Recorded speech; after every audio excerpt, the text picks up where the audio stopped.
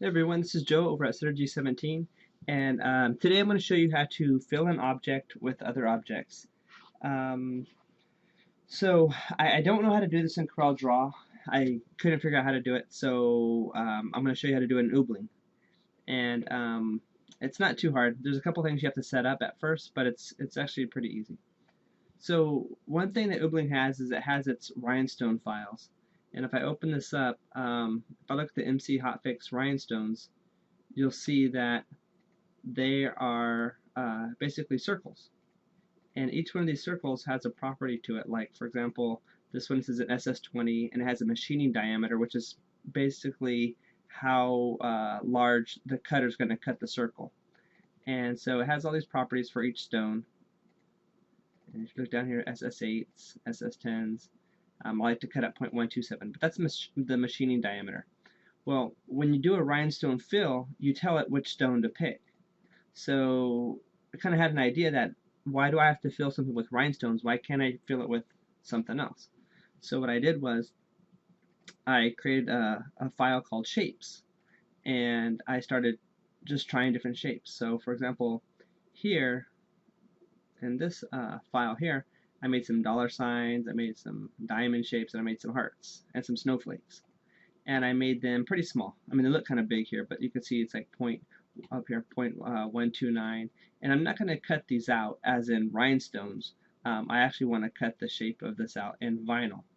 So in this example, I made three different heart shapes. I call it heart small, heart large, and heart medium.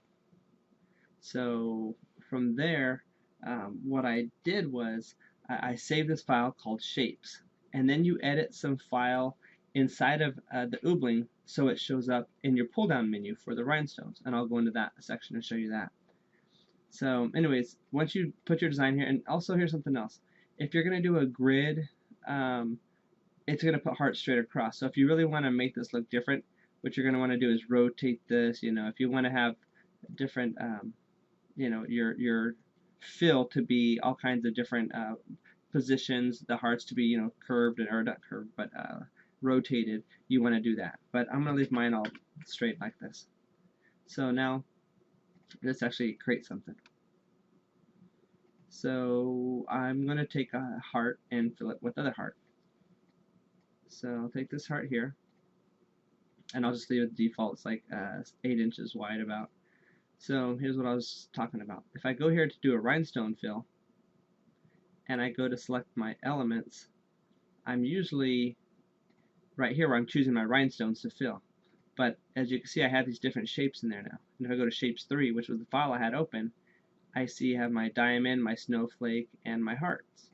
So if I wanted them all the same size, I can just choose the medium heart, but I'm going to choose all 3 and add those. And so when I hit OK, it fills this with hearts. And of course I have the same options. I can change how the spacing I want between the hearts. And the reason these are all turned is because I have it set to spiral. If I did something like random, the hearts will be all straight. They're random positions, but they're all facing the same way. Oops. So if I did a grid, it would look like this. If I did a staggered grid, it staggers it, but you can also, like I said, change the spacing in this, and you can change how far away from the edge of the heart you want it to be. But spiral basically will take it and spiral in all the way around your object.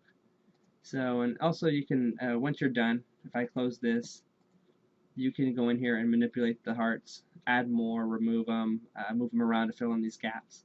But that's basically how you can do that. And let me try this again with another shape. I'll try the snowflakes. I'll do all 3. And actually you can mix. I could do diamond, snowflakes, and hearts. You can do whatever you want, really. So now I have snowflakes. I mean, they're little tiny, tiny ones. But you could have snowflakes filled with snowflakes. And like I said, if I wanted to go closer, I can go like 0.3. And I'll just put more. Whoops, that's spiral. Let me do random. And then I want to put this closer to the edge.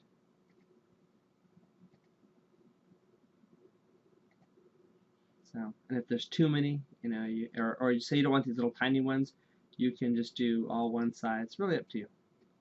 This will put more spacing at 0.4. You can go 0.5. Like I said, you can do different fills.